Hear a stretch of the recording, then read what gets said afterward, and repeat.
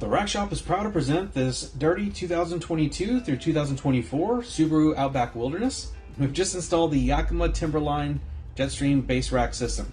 So this is using the JetStream load bar, 50 inches in length. This is their most aerodynamically shaped bar, so low wind drag, low wind noise. And connecting that to the rail is the TimberLine towers, which come in a set of 4.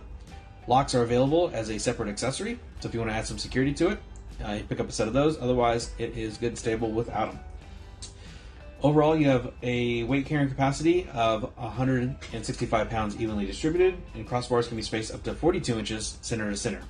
So a great rack for all different types of gear, bikes, kayaks, cargo, and other accessories. So this has been a quick walk around for this vehicle. For more details, pictures, or to purchase this complete system with a couple clicks, please visit the link in the description below. And that's going to be it for this one. But like always, thanks for watching.